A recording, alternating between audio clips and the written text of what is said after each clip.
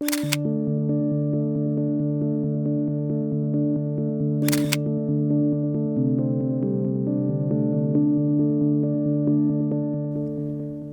I say the word addicted, you probably associate that with something negative.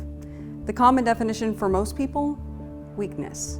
You're giving something else control over your life. You're making the choice to do that, and if you can't change it, well, you must be weak. Sound familiar? Living with addiction isn't a life any of us would choose, but yet it is changing the face of our society through the opioid crisis. Now, before you say I'm not a drug addict, it doesn't impact me, I gotta tell you, you're wrong. Over the next hour, you will hear how it's impacting your taxes, your health care, and your neighbors. The dominoes continue to fall, one after another, creating new problems we never knew could come from a drug. We're gonna show you ways to help those who need it and where they can find that help. We begin with one woman who finds herself surrounded by addiction every day as she fights to change that outside perception of weakness. Shay McAllister introduces us to Tiny.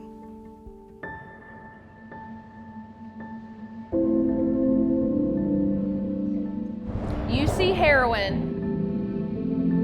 In the end, it controls you. I see low self-esteem. You see track marks, I see depression. It's the mental pain that hurts the worst. You see a junkie, I see someone's son. I'm hurt now, believe in that. I'm hurt. You see a prostitute, I see someone's daughter caught in addiction. First thing I do in the morning is thank God for waking me up. You see self-centeredness, I see the disease. I put everybody in danger around my family. I put them all in pain when I do it. This ain't fun no more.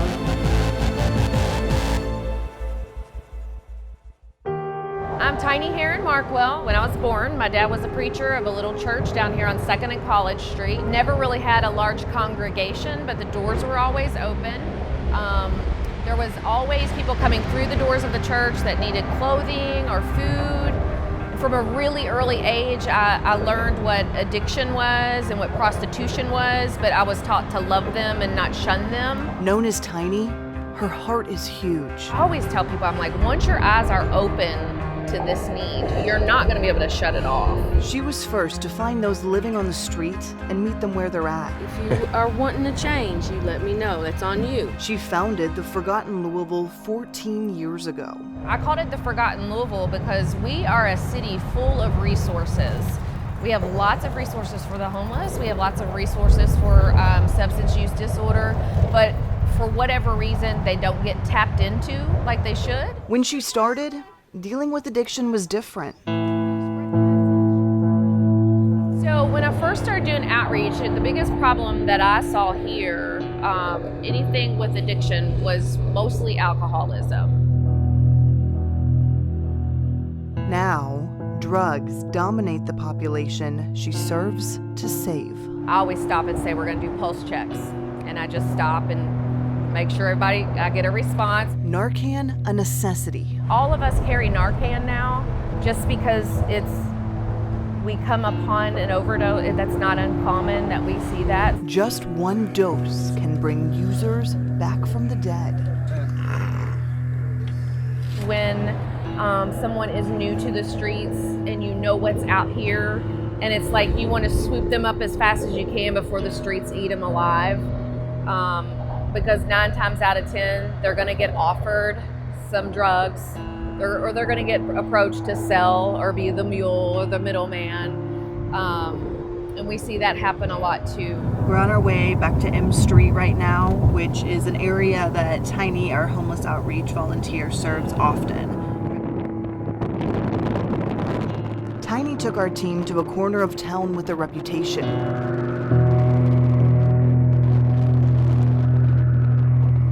Heavy drug use, prostitution, trafficking, homelessness, domestic violence, and lack of services. We walked the streets with her. We wanted to see what she saw. As broken and as hopeless as this little area seems, they look out for each other. Nestled in a neighborhood between Churchill Downs and U of L, M Street is home to dozens of homeless. It has a reputation to be riddled with drugs, so I don't know if that keeps people away from the area. But for our team, that's a draw into the area because we want to get in there and do what we can. And there's areas like this all over the city. Here, she introduced us to Jennifer. I used to shoot up, as you can see. I used to shoot heroin. Jennifer is 5 years sober. It's been hard because, you know, there's a lot of drugs around here. There's a lot. I mean, there's a lot of heroin that goes around here, and there's a lot of people dying from it, and it's really, really sad. She still struggles to find stability.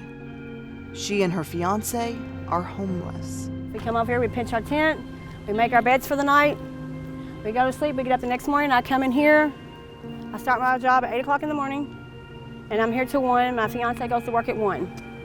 And he comes home, he helps me do what I gotta do, and start over the next day. That's all we can do. Just take it slow day by day. Is it difficult to stay away from heroin when it surrounds you? You just have to have the willpower. I think it's all about the willpower, and you have to have the willpower to change. But the choice to change can be hard to make. If I'm not ready to put it down, I'm not going to. And on these streets, buying is easier than ever. If you want drugs, believe if a junkie wants drugs, they're gonna get them. I ain't gonna lie, I probably spend about $40, $45 a day on it. And how I get my money, panhandle, fly sign, however I can, you know what I'm saying? It's, you know, other people supporting our habits because I'm not gonna say we're junkies, but we're addicts, you know what I'm saying? Robberies, tricking, I mean, it doesn't matter. It will make you do anything. It'll make you rob your grandmother.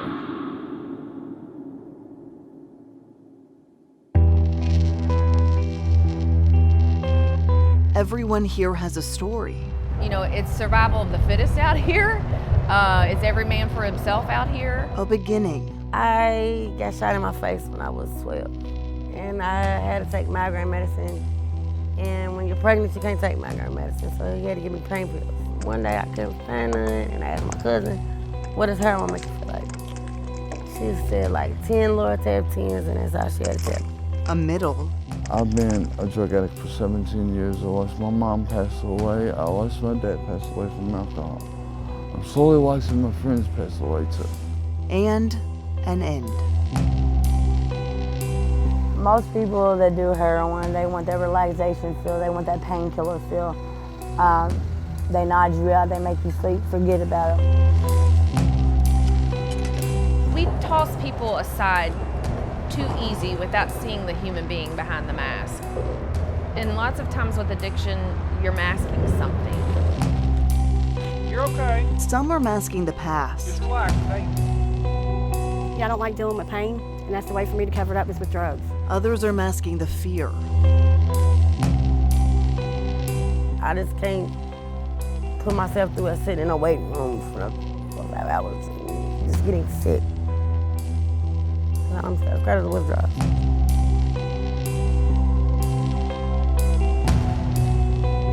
Sometimes, masking is easier than facing the future.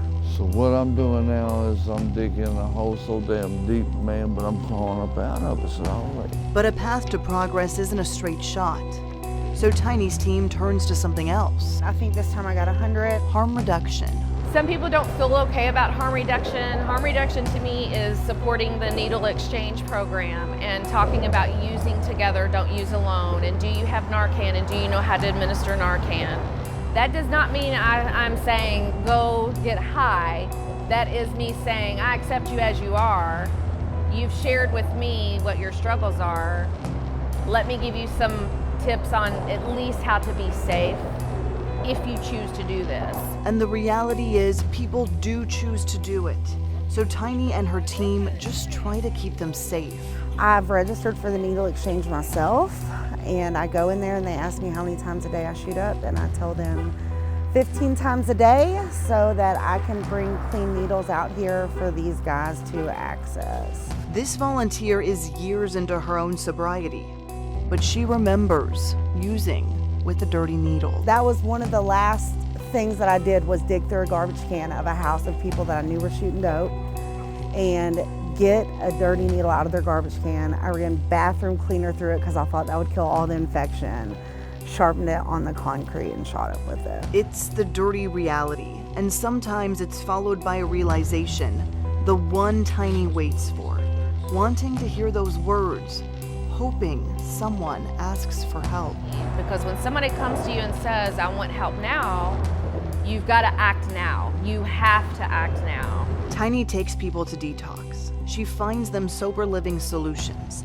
She follows them through the process. She fights for their future. You're not forgotten. You are loved. She fights for Todd. So Todd is my husband.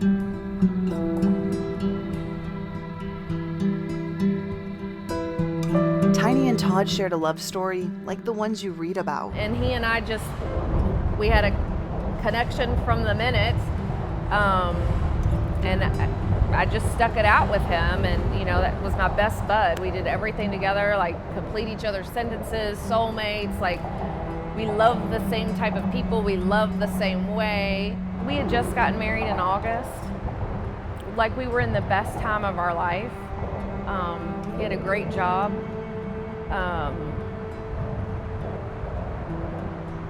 So it rocked my world in a way that you can't even put it into words. Todd was a recovering addict. He had 5 years of sobriety. He also had back pain. And at the end of last year, a doctor sent him home with prescription drugs. I wasn't ignorant to the fact that it could happen. I always lived on high alert, but I had just gotten very comfortable as well, thinking, you know, we've got 5 years under our belt. It's in the professional world, working within this field, working with this population. In December of 2018, Todd relapsed. Horrible. Horrible. 3 days before Christmas. I had plans to go visit with family for Christmas, and I did a phone call. I was about 45 minutes outside of Louisville that his mother had found him. Todd did what's called a test shot of heroin.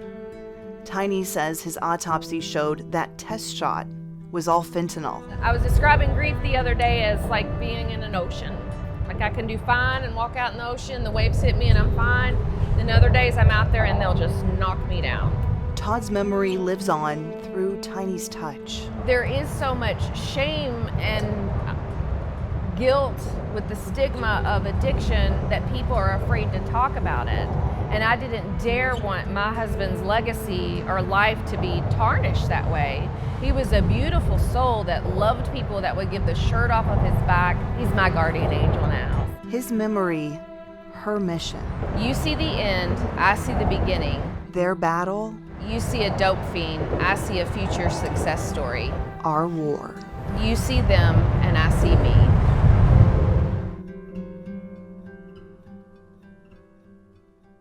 Tiny sees addiction every day on the streets of Louisville. But it turns out the ones that we turn to treat it are also victims themselves. More than 100,000 doctors, nurses, and medical technicians are struggling with opioid abuse or addiction. Access is easy for those in the medical field, as simple as calling a pharmacy to get your prescription fix. Long shifts, high-stress work environments, and the ability to get practically any drug you want at any time has led to 1 in 10 doctors falling into drug or alcohol abuse at some point in their lives. Yes, the helpers need help too. And they're getting it. 71% of doctors who are treated for their addiction have a far lower rate of relapse, with 71% still sober, licensed, and employed after 5 years. Now, you may be thinking that no one in my family is addicted to opioids. This doesn't impact me, but you're wrong. The Focus team looks at how every taxpayer is digging deeper in their wallets every year. This is an ongoing conversation, so be sure to join us on Facebook Live. The Focus team is answering your questions and listening to your stories.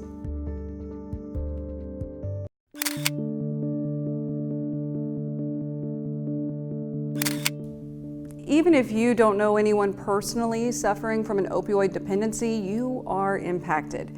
Nationally, the cost to taxpayers is already in the billions, and here at home, it's adding up. Chris Williams offers perspective. Think you're not impacted by this crisis? Think again. Even if the staggering number of Kentuckians and Hoosiers killed every year alone is not enough to get your attention, wait until you see how much it's costing even those with no connection to someone using or killed by overdose. You've seen 737 passenger jets. They hold about 150 people, including crew. In 2017, Kentucky lost the equivalent of nearly 8 737s. According to the National Institute on Drug Abuse, 1,160 people died of opioid abuse. Indiana doesn't single out opioids in their drug abuse death stats, but their total 2017 age-adjusted deaths credited to drug abuse was 1,852 people, and that's 12 1/3 737s. When someone dies, people often ask the question, what if someone hadn't died? What accomplishments don't we know about? What major contributions did they not make? Families of those lost in this crisis struggle with those heartbreaking questions every day. Even for those living with addiction, there's a fair question.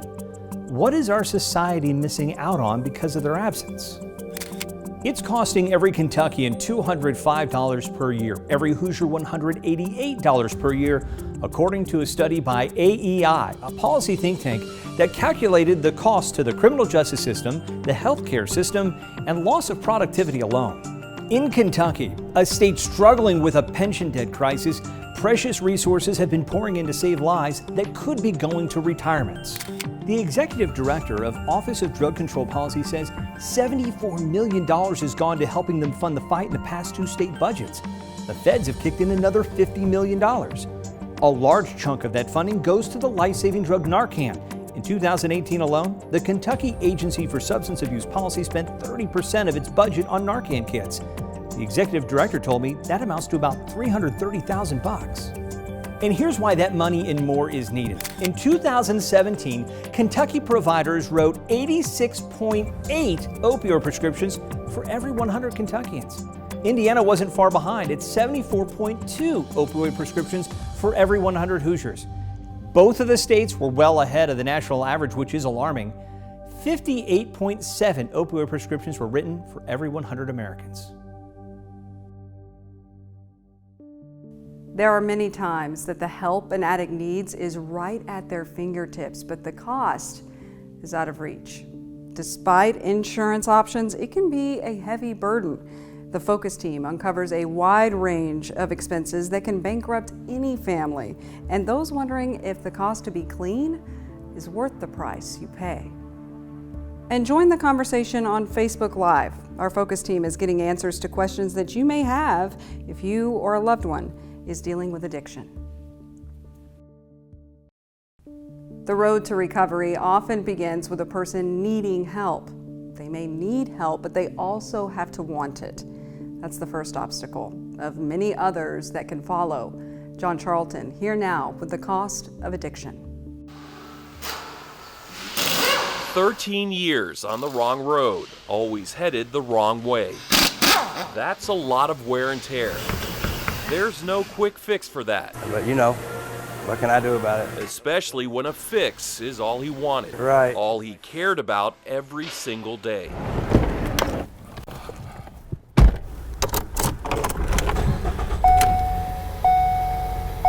This is the job.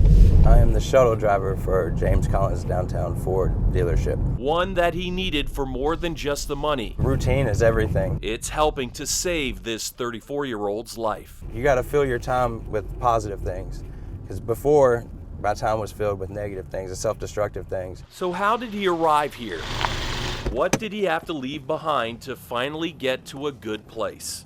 To walk away from it all and save himself from himself. My name's Michael Walsh, and I've been sober for 2 years and 3 months. Walsh went from painkillers. That's how it started. To hooked on heroin. Did you feel like when you tried heroin the first time it was an all-time low for you? At that point, I wasn't feeling much of anything. I remember kind of thinking, man, I just used heroin. At that point, I was willing to try anything to feel better. When I got to that point, I was already hopeless anyways. Because prior to those 3 years of using, The only thing I ever did with heroin was snort it. I was scared to shoot it. Walsh actually tried to get help to break his bad habit of popping pills. It was always the right time to detox, even though he didn't get the time he needed. The first time I went, I got to stay for 7 days, and my insurance, that's all they allowed me to stay. So it was supposed to be like a 28-day program, so I only got to stay 7 days, and I was back out after that. What if you paid out of pocket?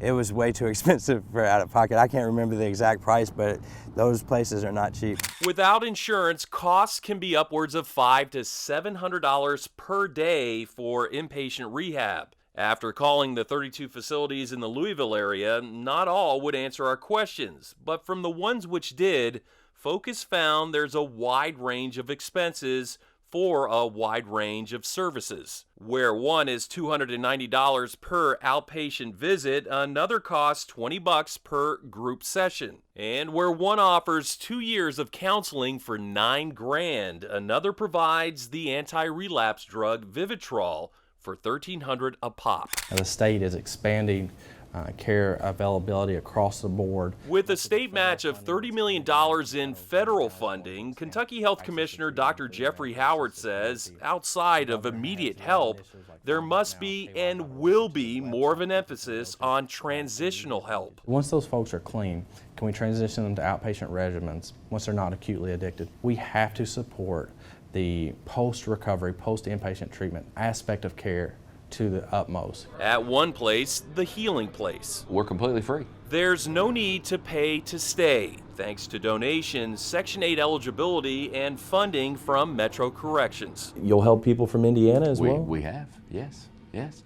Plus, we also have the luxury of having a 100-bed center in Campbellsville. With a recent expansion, the Healing Place has almost 800 beds across 3 campuses, saying now with more capacity, it hasn't had to turn anyone away. The Healing Place is a 6 to 9 month recovery model based on behavior modification to put them in the best possible position for long-term recovery, because that's our job. Michael Walsh. There were days where I didn't care if I woke up. Didn't go to the Healing Place. I was blessed enough to go through a transitional living facility called the Beacon House. A judge ordered him to either this house or it's the big house. While he doesn't live here anymore, Walsh visits regularly. I think John could use your guidance. Mentoring a few guys going through what he went through. You know, it's a very important part of our process to stay sober is to reach back and help. I just tell them that there's hope, you know, that, you know, you can have a different life that you may not have known existed, but you have to follow the rules. You have to do the things that the people that are successful in living sober lives, that you have to do the things that they do. Walsh points out to live here, you gotta get a job. Then you pay $105 per week. Basically, this is, you know, a 6-month program, but really it can be longer than that. For Walsh, in the end, that was about $4,600. I mean, it does take time. At Beacon House, there's light at the end of the tunnel, but not everyone sees it. These guys in the gym admit they've relapsed a few times. Sadly, so did a couple of Walsh's former roommates here. It wasn't very long after they left this house that, you know, we got the news that they had OD'd and passed away. When it happens, don't let it, you know, be the end of your story. 2 years and 3 months sober. It's Michael Walsh's new beginning. The path to success has already been laid out before us. You know, we just have to follow it. America's addiction to painkillers appears to be waning, at least in some states. According to the American Medical Association, last year doctors wrote 33% less prescriptions for opioids compared to 2013. But when it comes to Kentucky and Indiana, we still lead the country in the number of prescriptions for opioids. The CDC says in 2017, Kentucky shelled out 86.8 prescriptions for opioids per 100 people. For Indiana, 74.2. And while those numbers still put us in the top 10 states in the country with the most prescribed opioids, it's actually a huge drop for us. In 2011, Kentucky was handing out more than 137 opioid prescriptions per 100 people. In Indiana, 106. Doctors are obviously making progress, but these high numbers suggest the starting point for the crisis we're in now. Leading the charge in the Commonwealth's crusade against addiction is the State Health Commissioner. And for Dr. Jeffrey Howard, it's personal. In his own words, he shares how a loss of parental control, that is, parents who lost control over drugs, made him the man that he is today. But no Kentuckian is more than once removed from substance use disorder and its far-reaching effects, and I'm no different. See, I grew up in very rural Appalachian Kentucky with parents, my mother and stepfather, both were addicted to drugs, particularly the infamous drug, Oxycontin. We moved from trailer park to trailer park. In fact, by the time I was in 3rd grade, I'd attended 5 different elementary schools. I remember sometime coming home and our mother was incapacitated and was unable to care for my little sister and me. I remember worrying about whether we would have running water or electricity or food sometimes. But that story's not unique to me. There's thousands of kids in Kentucky going through that same issue. And that's what motivated me to become a physician. That's what motivated me to take this position and lead our state's public health system. The struggle of addiction can be a lifelong process, and somewhere along the way, the odds of winding up in jail are pretty high. We take a look at what it's like to live addicted behind bars and the controversial treatment that some say is setting addicts up for an even tougher life on the outside. This is an ongoing conversation, so be sure to join us on Facebook Live. The Focus team is answering your questions and listening to your stories.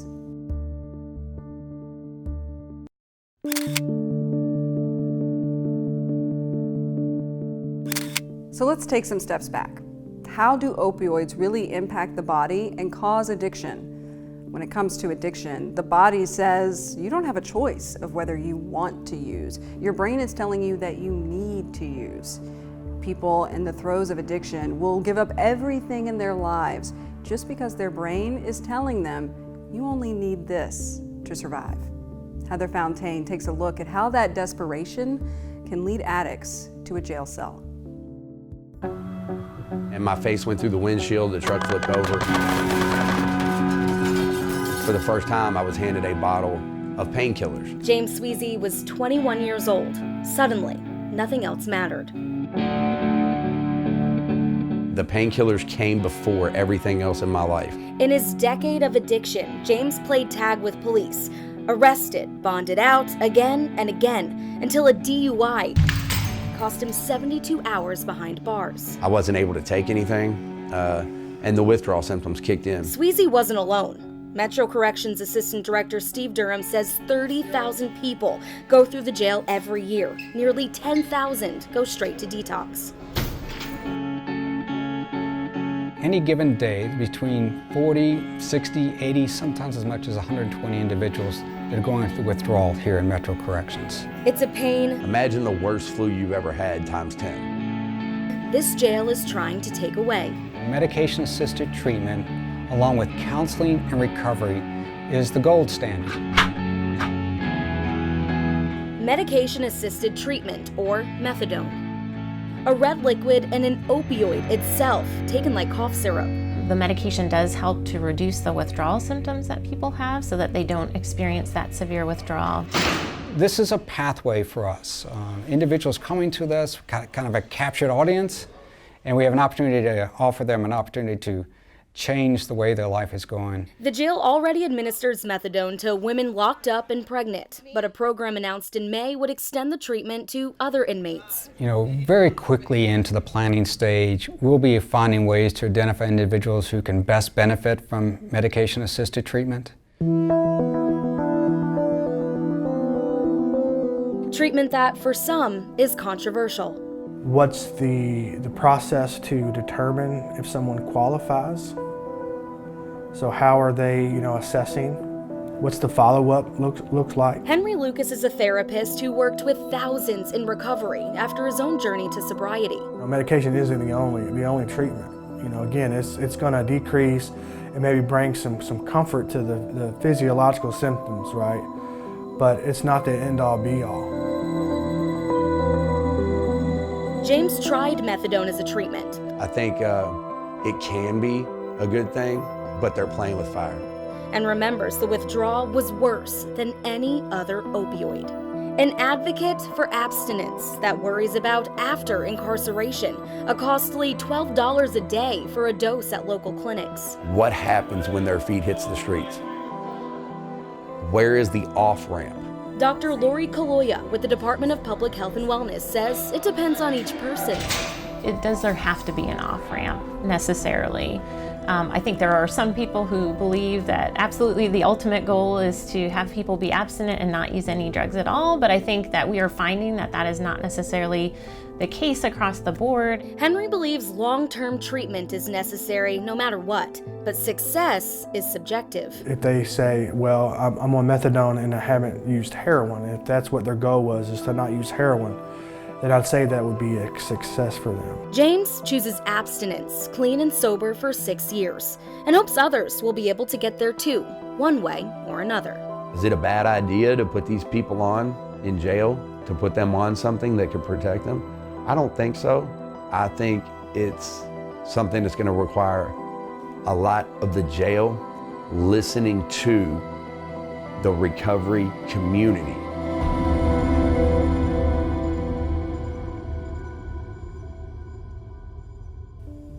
While addicts are usually safe from an overdose under the watchful eye of a detention center, it's not the same on the outside.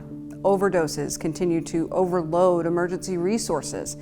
Most of the time, those sirens you hear from ambulances racing through the city streets, they're actually responding to someone on the verge of dying from drugs. John Charlton here again with a bit of positive news when it comes to emergency response. If they weren't busy, they wouldn't be helping Louisville. Runs are recurring for Metro Emergency Services,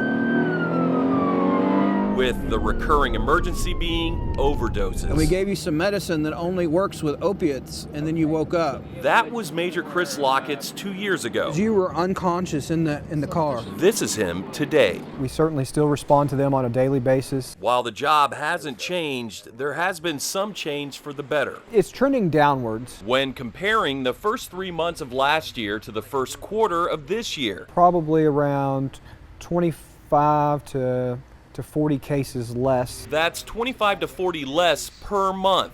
Major Lockett points out that deadly highs are also down. Overdoses reversed with naloxone. He's still not breathing on his own, so I'm giving him 2. Generally referred to by the brand name Narcan.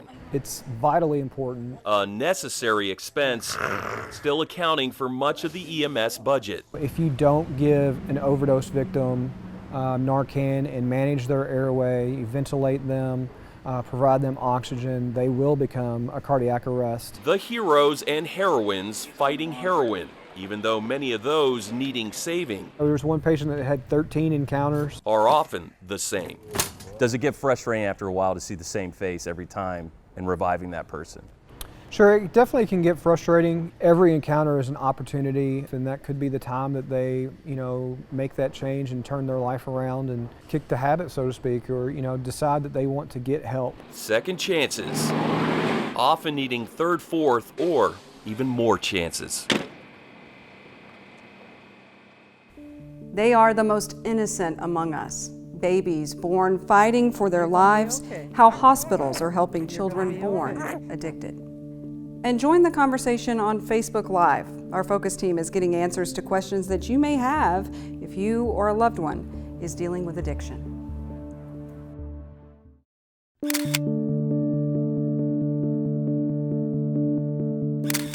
It's one thing for a person to harm themselves with their addiction, but what happens when they pass that addiction on to an innocent child?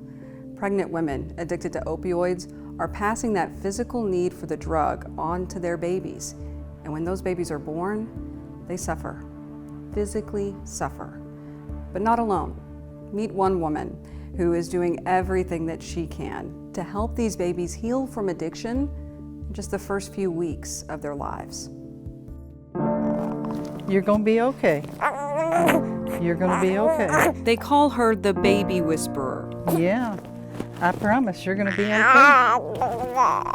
In the neonatal unit at Norton Children's Hospital, Sharon Benton spends every Wednesday rocking the pain away for sick and suffering newborns.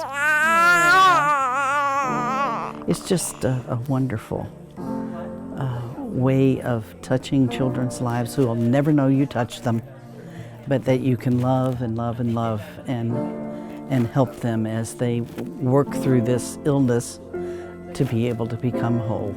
In some cases, that illness is withdrawal. And we have seen an explosion in our babies who are going through what we call neonatal abstinence syndrome or withdrawal from even just 10 years ago. Dr. Seth Schultz, a neonatologist and associate professor of pediatrics at U of L, says last year in Kentucky, more than 1,000 babies were born addicted to opioids, 10 to 20 each month at Norton Children's Hospital.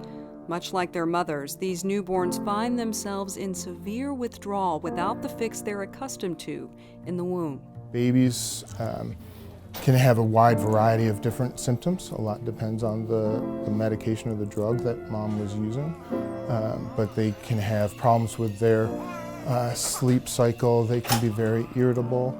They can have feeding difficulties and GI difficulties. And then babies can get really sick, so they can have problems with their breathing and even things like seizures that need to be cared for. And the troubles don't end after withdrawal is over. Many will remain at a high risk for addiction into adulthood. That's the hard part for Sharon, not knowing what kind of lives these babies will live beyond the safety of the neonatal unit. Even still, Sharon says she does not hold any mother responsible for her child's withdrawal.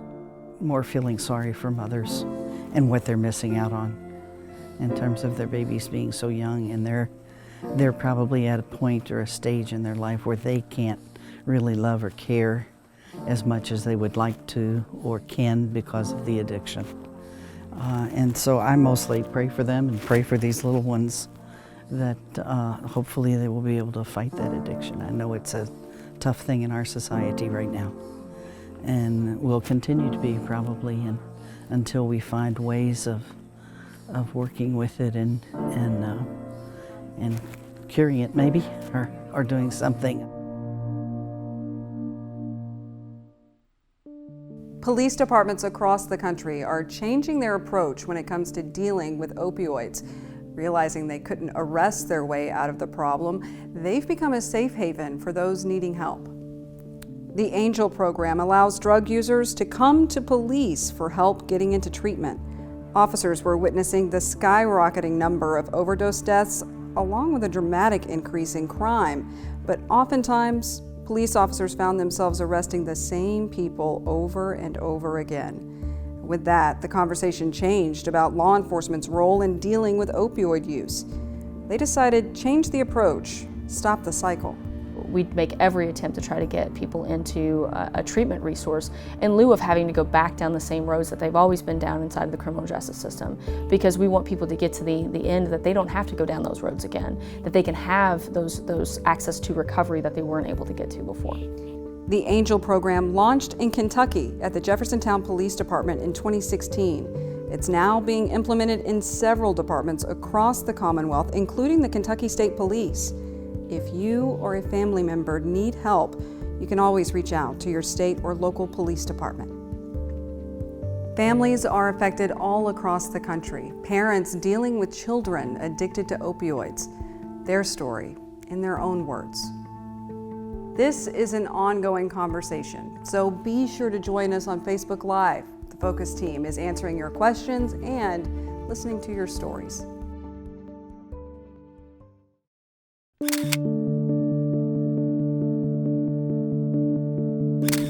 If there's breath, there's hope. And with support, there's joy.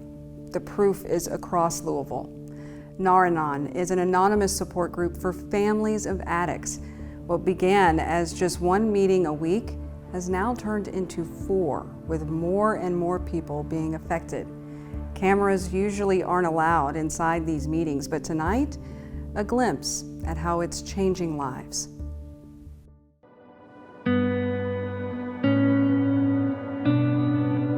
You can't imagine what it's like until you've lived it. There's so many emotions, there's so many disappointments, there's so many hopes that disappear. I just can't do it.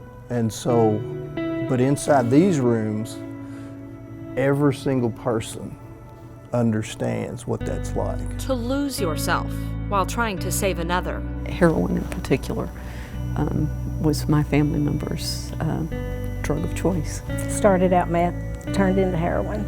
There's times that they consume everything about you. Your time, your thought, your money. You forget about the things in life that are enjoyable and the things in life that you deserve. I just felt so helpless. A roller coaster ride that never ends, soaking in the moments when their loved ones are sober, fearing the days when they're not. It's a nightmare for the person using, and it's a nightmare for the people around them. It's like you're grieving a death that hasn't happened yet. You do have that reality. You know, the next phone call could be that they've died. That's the insanity that a lot of us live. A burden far too heavy to carry alone. That's where Nar-Anon comes in. The first night it was just unbelievable because it was like a weight lifted off of my shoulders. This program teaches us how to detach from all of that and to learn how to get our lives back. I just want people to know that we're here, you know, and we understand. And they don't give advice. It's not the purpose of the support. The purpose of the support is sometimes we just need to talk through it ourselves. Some are more outspoken than others, and that's okay. The first year, I didn't talk. I didn't say one word. I just sat and listened. All of a sudden, my loved one is the one living down under that bridge that all these people talk about. I was obsessed with trying to save her, but realized that I couldn't.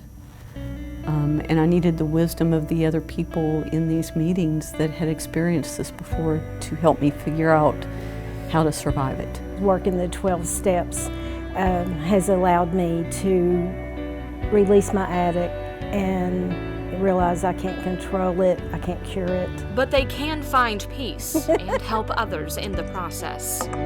Sometimes, if you're dealing with active addiction, it's an hour you look forward to out of the whole week. Because you can smile, you can talk, you can listen, you can learn.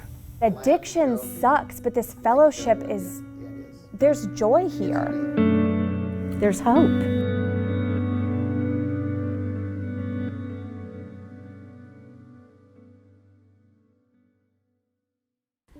Staying sober can be a lifelong struggle, and some users need help finding a reason to stop before it's too late. There are resources across Kentucky and Indiana to help families who are dealing with this chronic illness. There are people, some of them volunteers, who make it their life's work to help people get sober and stay in recovery. The hope being that one day, no family will have to deal with the unbearable pain of losing a loved one to addiction. They're ready. They're ready to help you take your life back. We have a comprehensive and detailed list of just some of the resources available. You can find them on our website and on our app. Long-term recovery and community, they're the common thread to help those living with addiction. Don't forget to join us as we continue the conversation right now on Facebook Live. We hope the stories we shared with you this hour will help you understand the magnitude of the opioid crisis. We didn't get here alone. And it will take all of us to rebuild our communities free from the bounds of addiction. It can be done. It must be done. Thanks for watching. For Focus, I'm Lisa Hudson.